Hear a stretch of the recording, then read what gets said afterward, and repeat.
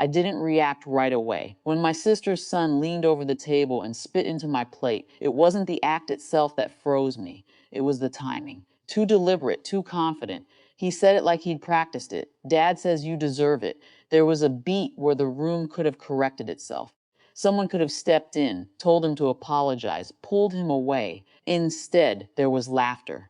Not loud, not even cruel on the surface. Just enough to make it clear no one thought it mattered. I looked at my sister first. She avoided my eyes, adjusting her sleeve like she hadn't noticed.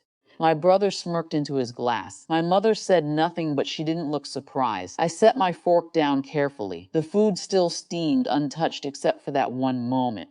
Then I stood up, pushed my chair in, and left. No one followed. Outside, the air felt colder than it should have.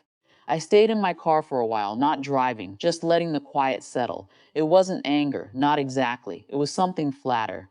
A kind of realization that didn't come all at once, but had probably been building for years. By the time I got home, my phone had a message waiting from my mother. Don't contact us again.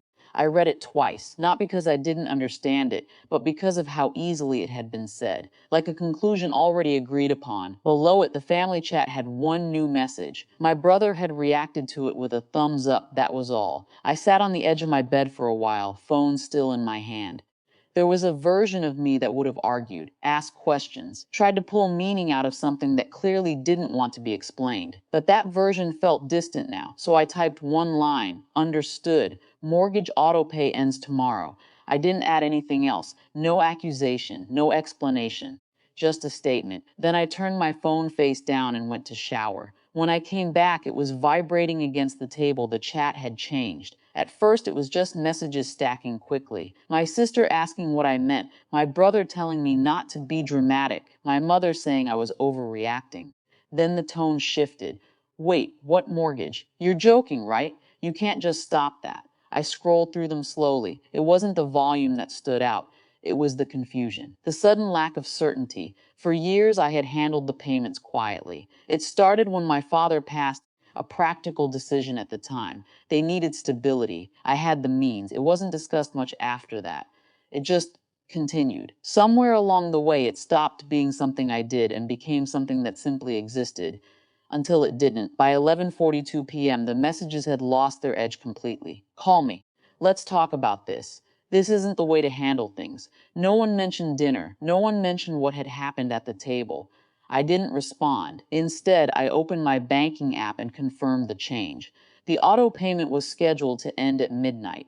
There was a brief prompt asking if I was sure. I paused there, longer than I expected, not because I doubted the decision, but because of what it meant, not just financially, structurally. It was the first time I'd drawn a line that wasn't negotiable, wasn't softened by explanation. I pressed confirm. The next morning, my phone was quieter, a few missed calls.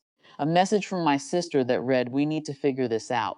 Another from my mother, shorter this time, "You're making a mistake." I didn't answer either. At work, everything felt strangely normal. Emails, meetings, small talk in the hallway.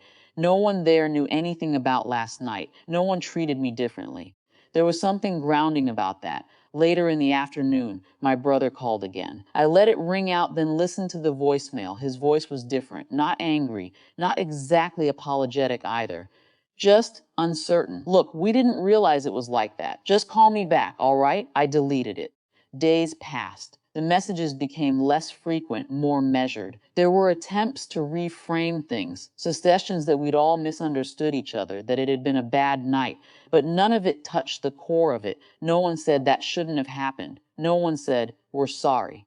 And I stopped expecting them to. A week later, I drove past the house. I hadn't planned to. It just happened on the way back from somewhere else. The lights were on, the same as always. Nothing looked different from the outside. For a moment, I considered stopping, walking up, knocking on the door, forcing a conversation that might finally say the things that hadn't been said. But I didn't. I kept driving. There wasn't a sense of victory in it, no relief even, just a quieter understanding of where things stood now. Some distances don't announce themselves. They settle in gradually until one day you realize you're no longer part of something you once thought was permanent. And for the first time, that realization didn't feel like something I needed to fix.